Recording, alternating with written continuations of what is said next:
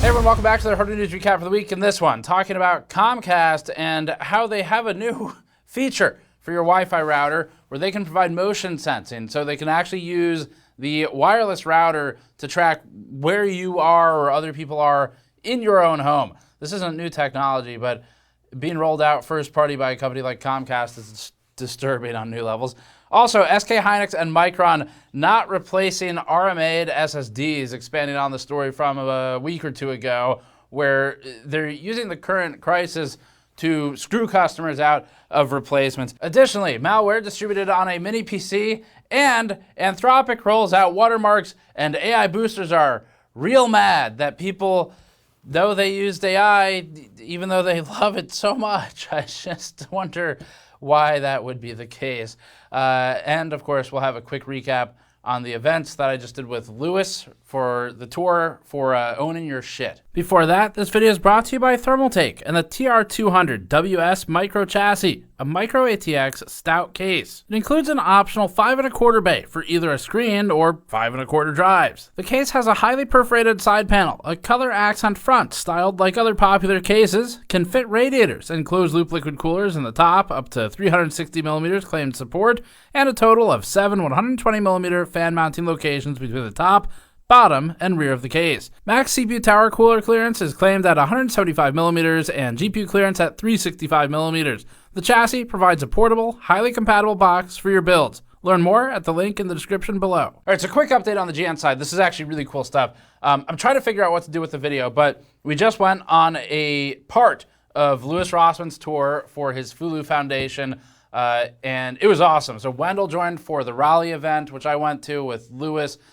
There was a guy from the Fisker Owners Association there too, where he's working on some advocacy for people who got screwed when they bought Fisker cars, and it works as a great representation of why digital locks on hardware devices that you own are bad, and how circumventing those locks shouldn't be a crime, which it literally is in the United States. Like if you bought a car or maybe an LG TV or something and you circumvent a digital lock to try to take more ownership of that thing, like maybe you don't want it spying on you or something breaks and you just would like to fix it yourself. In some instances under DMCA section 1201, that can be considered a crime with prison time and massive fines. So we did a part of this tour with them talking about that.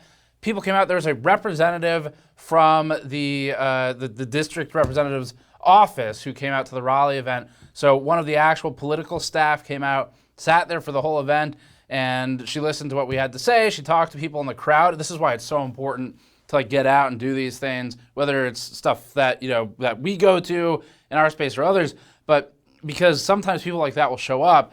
And although she did speak to us and she was interested with what we had to say, really what I thought was more important was that she went and spoke to people in the crowd to try and get a feel for, is this like a real problem, owning devices and digital ownership and digital locks and devices spying on you, you know, or is this like these guys are a little out there type of thing? And so it was awesome.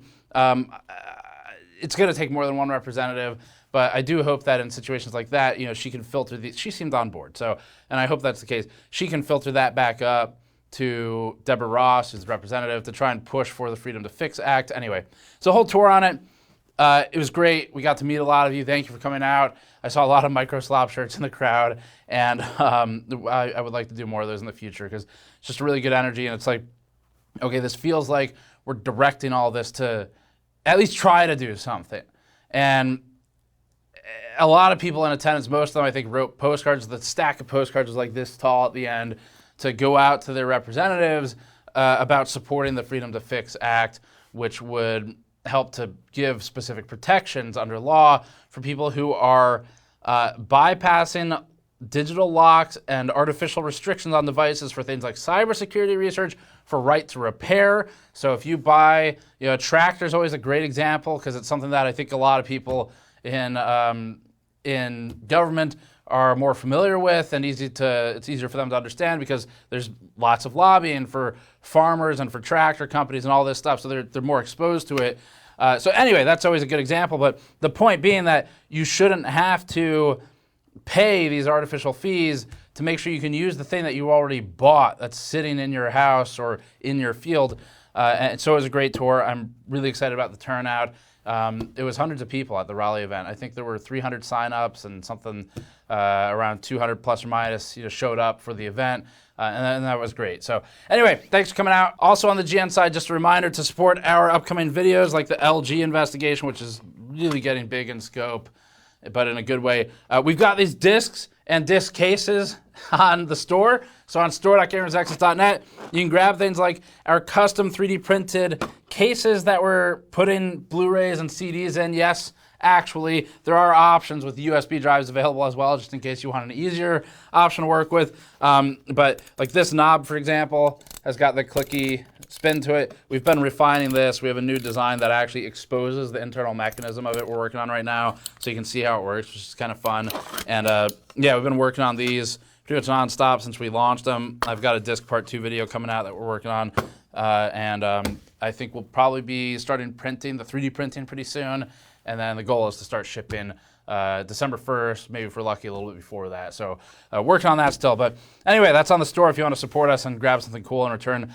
All right, let's get into the first story for the week. So following up on our recent coverage about how Micron stiffed a customer out of an adequate solution for their dead stick of memory, and then, in my opinion, stole their other stick of memory. There was some kind of resolution to that, sort of, but there are more stories on this where Micron and SK Hynix are now doing the same thing reportedly to SSDs. Reddit user Assignment Glass 5591 took to the PC Master Race subreddit and RMA'd his defective Crucial X10 Pro 4TB SSD. A rep responded via email, which has been machine translated to read, quote, "Due to Crucial's closure, production of all components, including portable SSDs, M.2, NVMe SSDs, etc., has ceased. Consequently, our inventory is depleted." That's convenient. "Therefore, our only option is to refund your purchase price," end quote. This would amount to around 230 euros. The same drive today costs around 410 euros. Fuck that. That's below the replacement price, which these companies know damn well about, because when they're selling old inventory, not that there's much old inventory these days, they don't necessarily set the price based on the original purchase price. They're setting it based on the replacement price because they need to buy more inventory to keep selling it. There's kind of a, there's a level of reasonableness there. It's very easy to get into unreasonableness though. And when you're doing it the other way, that is unreasonable, where the customer is not getting the replacement price value, even for first-party pricing of the product, and yet the company is going to sell the older inventory at the replacement cost value. It's so unbelievably fucked. Last time I talked about this, where it's just like, I have to read through, we got so many emails about this stuff happening, and I'm going to read through them. I probably need to do it this weekend, but I put out a note there where if anyone wants to sue one of these companies in the US for one of these situations, especially where it's like they've stolen the thing that you sent in, as we talked about last time, in my opinion of what happened there, I am willing to fund the first $10,000 of your legal fees. Even easier if you're in North Carolina, where I can find you like a lawyer to connect you with to go through the consumer protection routes. But anyway, that's something we talked about in the last one, and we got a lot of emails. I got to read through them. I'm sure we'll have a lot of follow-ups on that as soon as I can kind of parse everything we got. Thank you for the patience. If you did email us, though, it's a lot. So they're doing this to a lot of people, is my point, from what I can see. And this is just, it's as a reminder, Crucial is owned by Micron. Micron's margin on consumer product in their latest earnings report, I think it was operating margins, like 86% on consumer, on what's left of it after shuttering Crucial. 86%. You could have so many device failures and RMA issues and still be profitable on a batch of products when your margin is 86%. Possibly even on a 1-to-1 scale, they can stay profitable depending on the cost of the replacement inventory at the time they bought it. So this is, Micron claimed it would support consumers after shuttering Crucial. We knew, and everyone else knew, that would not be the case. And continually, we see that it wasn't. They failed on the promise. They're trying to get out of supporting these devices, even though Micron's margin would support the replacement of the device. Like, the RMA rate can't be that high. This is giving me other concerns about Micron's quality, where if they have to not only reject a replacement, but not refund the replacement cost of the product, that tells me that their RMA rate is high enough that it is unprofitable to adequately support the consumer, which would mean that they have a very high failure rate. I don't think that's the case. I think it's probably pretty low, but that's what they're signaling. And that's really what I would love for the shareholders to hear that message, because that is the message they're putting out. But anyway, wanting to get a replacement drive, the Reddit user explains, quote, "I tell them I don't even need the portable version. Just send me a bare internal M.2 drive from your current lineup," end quote. And was told, quote, "Due to the closure of Crucial, the production of all components, including portable SSDs and M.2 NVMe SSDs, has been discontinued. The stock is therefore exhausted. Since your case has already been forwarded to the top department, further escalation is unfortunately not possible," end quote. Now, this was so baffling to me that we sent a special reporter in to obtain internal training videos from Micron. That's right. These are the training videos that Micron gives their customer service reps for how to deal with customers. You know, a lot of people ask why. Why treat the customer this way? Why?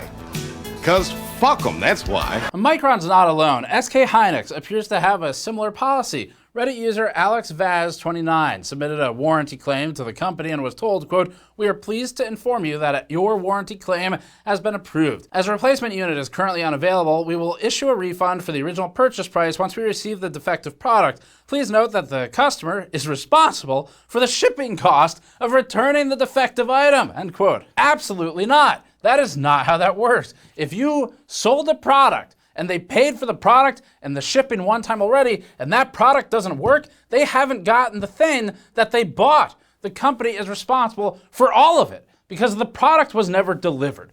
A defect was delivered. That's not the product that was purchased. The shipping gets paid for by the company. Fuck that shit. Say no to that. And that's something, you can take that to small claims. We were talking about this with Lewis at the event yesterday, and one of the points he was telling me about with some of the people who've come up to speak to him was be annoying to these companies because the stupid ones, the stupid companies will actually go through the small claims court fights and spend a ton of money and then lose anyway. So this is something where that's why that court exists.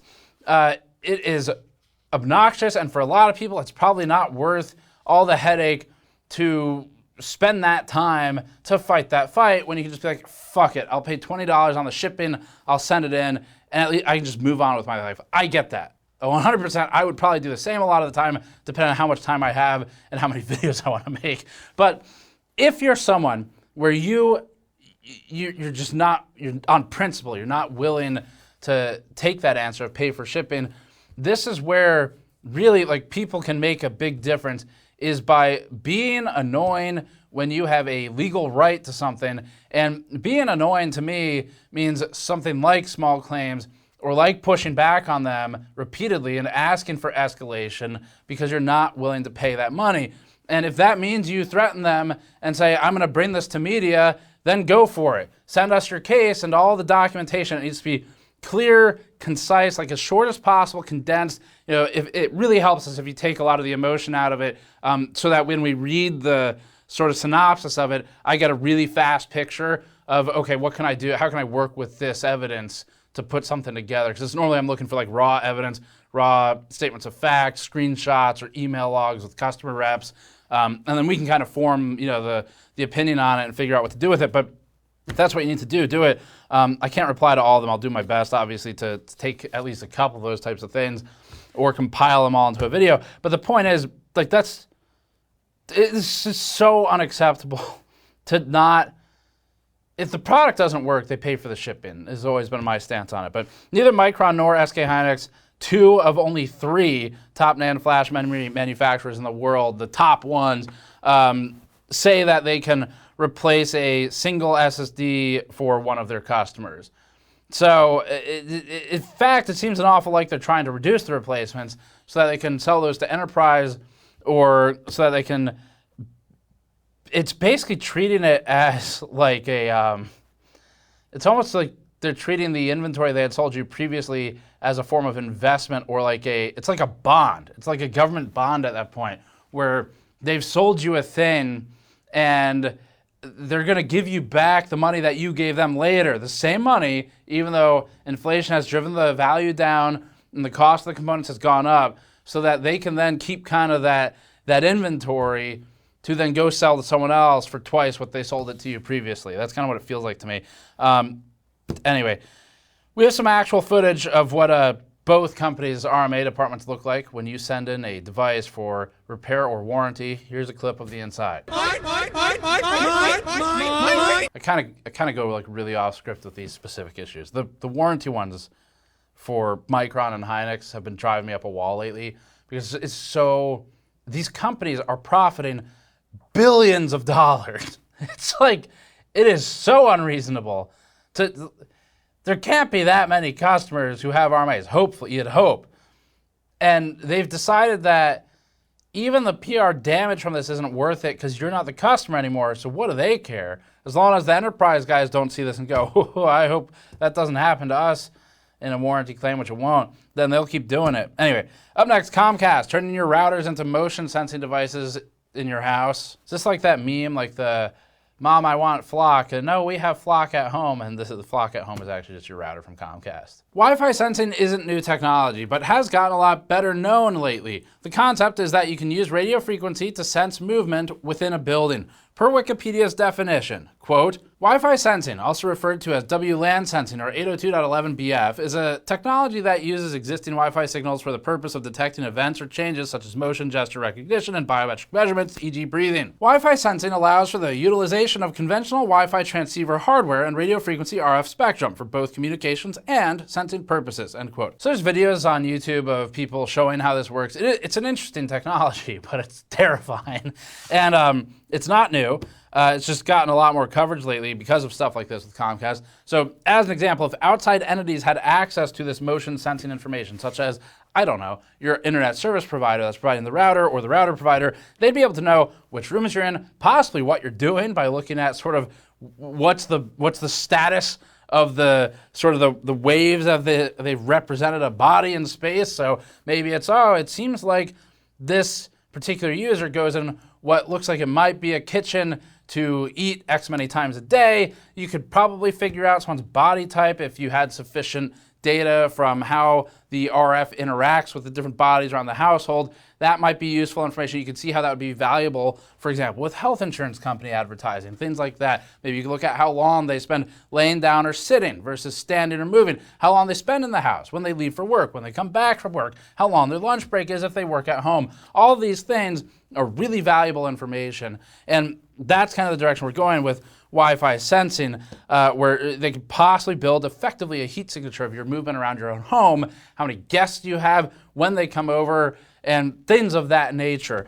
So this is it is a concerning technology, and this is also something that since pretty much every public business, roadways now in some cities and states have wireless routers on things like street poles, like in cities, to try to provide a downtown network of Wi-Fi, which the ISPs are responsible for in most instances. So if you're already working with AT&T or whatever, maybe it just automatically works.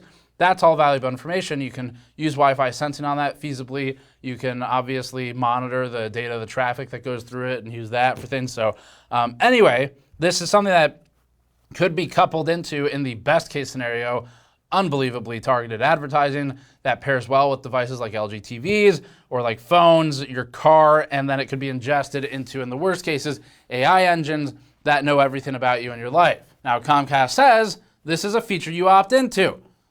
We say, for now.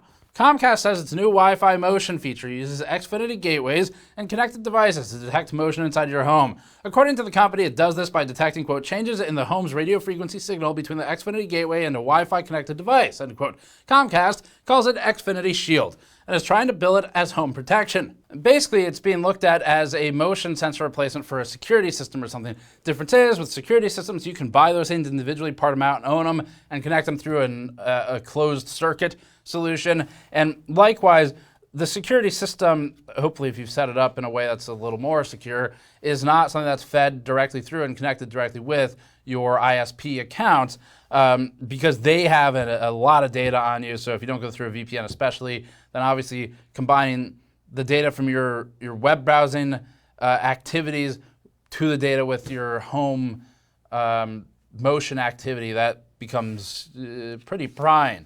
Comcast says that Xfinity Shield will transform Wi-Fi into, quote, an always-on protection via the Xfinity gateway, end quote. Great, so it's always on. They say it doesn't add cost for existing customers, but they have, quote, AI-enhanced monitoring and access to emergency services for $15 per month, end quote. In fact, they reference AI a lot in this write-up, which should concern people. Quote, leverages AI capabilities embedded across the nation's largest converged network. Protecting the home extends beyond cybersecurity. Customers today often juggle separate expensive solutions for digital security, home monitoring, and family safety. Xfinity Shield addresses this fragmentation by bringing these capabilities together in a new product suite, managed through one simple experience in the Xfinity app, end quote. The marketing claims that it uses Wi-Fi motion to detect motion inside the home, that's a quote, and without using cameras, leveraging RF changes. Actually, Wendell's in town and will be here in 8 minutes. I'm going to be a little bit late. I got a little more than that to film, but hopefully not more than 10 minutes late.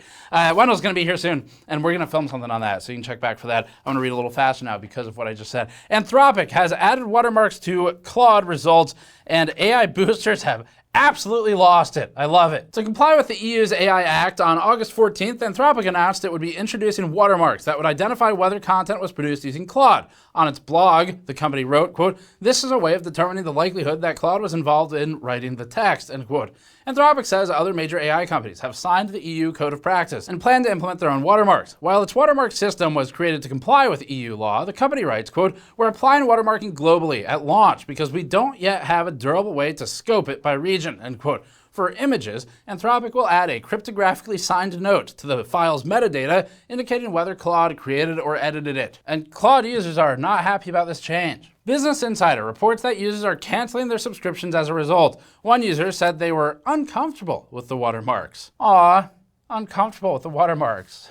That's cute. I'm uncomfortable with all of my personal data, my emails, my documents stored in online cloud service providers, the content I've published over the last 18 years being stolen and consumed by LLMs to then reproduce my work to help create the responses that these boosters love so much. I would say I'm also uncomfortable. Another user said, quote, even if you edit your own work that you write, they add the watermark anyway, end quote. If it's work that Claude spit out, it's not work you wrote. That's not what that means. It's editing Claude's work, which is other people's work. One user created a comic titled, Our Data, Anthropic's Mark? Question mark, depicting Claude leaving its fingerprints everywhere. But that's, again, what these lunatics get wrong. Like, it's one thing if you want to use Claude or ChatGPT or whatever, but to pretend that it's, quote, our data, end quote, it's not. It's not even Anthropic's data.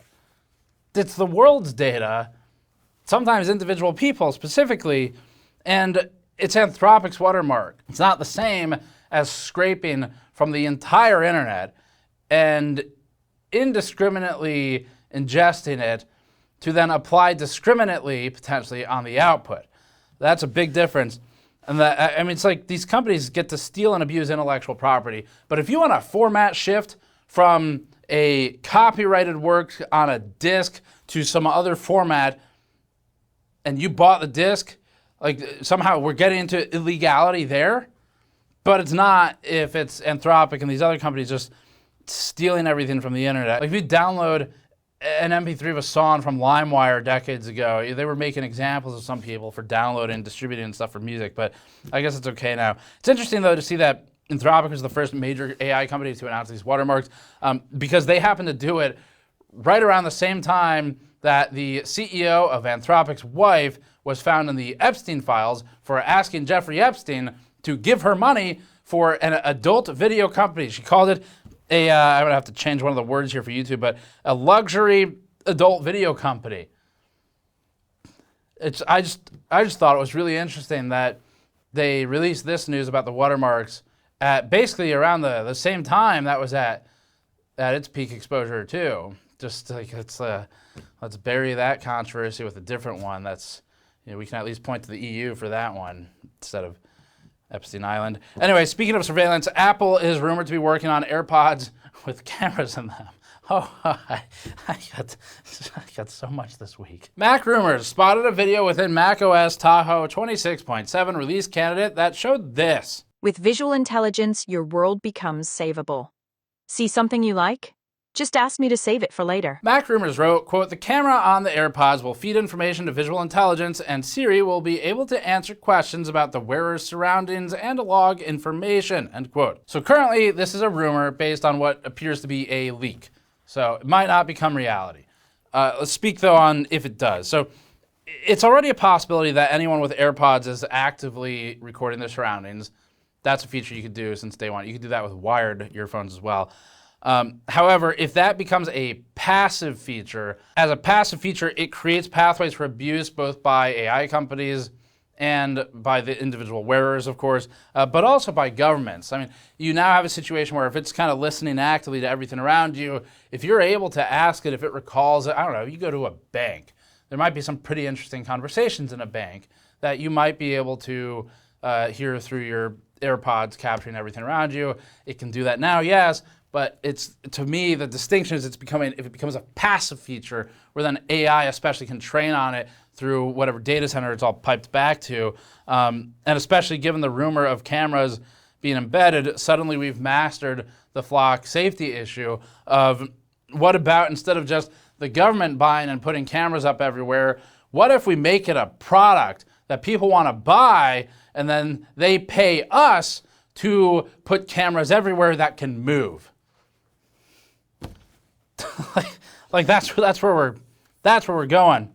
But anyway, unlike pulling out a phone to take a picture or take a video, it might not be as obvious to people around in public when you pair AirPods with recording functionality for video. It's similar to the new trend of smart glasses. Up next, Chinese RAM maker CXMT has been making big gains in both production and performance, may put some pressure on the incumbents who are screwing everyone over. Not to say CXMT won't potentially also do that, but having more entities in the mix should be a good thing. Via my drivers, CXMT's 17nm DDR5 yield rate has improved beyond 90%, which is reportedly, according to the publication, around 2 percentage points behind Samsung. Not bad. This has reportedly improved CXMT's overall supply as well. CXMT got to DDR5 capabilities in pretty much record time, to production that is, and they were banned by the US government at one point, placed on the entity list. It was briefly removed from the entity list, but then the published update that removed CXMT from the entity list was itself removed. It's not clear to me right now whether CXMT is banned or not banned, but that's because the Pentagon wrote a letter to, I think it was the Bureau of Industry, one of the bureaus for the entity list, a couple of them can contribute to it. The Pentagon wrote a letter basically requesting that the removal of CXMT's removal was removed. So I don't know what the status is now, but they've been banned and unbanned a couple times. My driver says that Dell has internally banned CXMT chips for its own products. HP, on the other hand, restricts their use to computers sold in China. Acer and Asus also use CXMT chips on laptops sold in China and emerging markets. On the performance side, videocards.com reports that CXMT has shown RAM capable of running at DDR5 9000 with tighter timings on CXMT's DDR5 6000 RAM that now achieves timings as tight as CL28. So maybe some hope on the memory side for another supplier. Mini PC company Geekum hosted malware on its site. The company confirmed this to VideoCards after the publication verified a Reddit user's claim that one of the drivers that Geekum had offered through its support pages on its site pointed users to malware. VideoCards notes that the support page has been updated at this time, but the malware is still accessible through search. While Geekum apologized for hosting malware on its site, it didn't reveal how malware ended up on its servers to begin with. Concerningly, the company also asked VideoCards to take down its initial post highlighting the issue. VideoCards writes, and we agree with them, quote, Geekum also asked VideoCards to consider removing the original article. Given the company's own confirmation that the malware file was present on its support website, we do not believe removing the report would be fair, end quote. 100% they are right on that. As for Geekum's public statement provided to and published by VideoCards, the company provided instructions on avoiding the malware by instructing users to, quote, not run the flagged installer and delete any copy you may have saved locally, end quote. I've got another just an idea I'll put out here for instructions on how to avoid malware. This is crazy, but what about don't buy Geekum stuff? It just seems like one fewer step, so I don't know. Anyway, they say, quote, to stay safe, please download drivers via the support button in the navigation bar on the official Geekum website rather than through older links that may still appear in Google search results, end quote. All right, last story for this one. We got Wendell here. Oh, I did pretty well. He's, will actually be, I think, on time. Xbox has successfully made consoles that people don't want to buy, and now the company is teaming up with IKEA. That's right, to make furniture that people won't want to buy. In an Instagram post, the company shared a video and images showing what looks like a green X-shaped seat cushion and a chair shaped like a very tall control stick. It's the new Microsoft suppository device, made by IKEA. You can expect to hear more about the collaboration at Gamescom, which begins August 26th. It'll go great with the Xbox price increases they've had recently. Because Xbox consoles aren't flying off of the shelves, Microsoft is attempting to recreate its past glory by working with Mattel as well to reduce a 3,509-piece toy kit of the original Xbox to commemorate its 25th anniversary. It's being branded under Mattel's Brick Shop label, not to be confused with the Microsoft Brick Shop, which made Xbox 360s. The toy kit comes with 3 dioramas that include Halo, Combat Evolved, The Elder Scrolls 3 Morrowind, and Psychonauts, the last of which is interesting because Microsoft recently released Psychonauts developer Double Fine after acquiring them in 2019, which led to mass layoffs at the studio. That's not even single fine, much less double. The toy kit is advertised as a 1-to-1 scale model of the console. If you like the look of it, it'll cost you $330, or about 10 times the cost of a used OG Xbox. We do have to give Microsoft some credit here though. That's a creative way to get around the RAM issues. So that's it for this week. Thanks for watching. Lewis has got the streams of his events up on one of his channels, so you should go check that out. I'll link it below. I'm not sure if it's second or his sort of main channel, but I'll link that if you want to watch any of them. You just kind of scrub past. He has all the setup streams and everything, so it's not cut down, but you can scrub past all the setup and go to where we're all seated in the chairs if you want to check it out. It's fun stuff, and hopefully we'll do more of this in the future. He's still got more coming up, so he's going to be in a couple places. Some of them, I think he's got one in Los Angeles coming up in September, so you'll want to check that out as well. But that's it for this one. Thanks for watching. Subscribe for more. You go to store.gamersaccess.net to support us directly by grabbing some of our discs, or patreon.com/gamersaccess to throw a few bucks our way each month. And we'll see you all next time.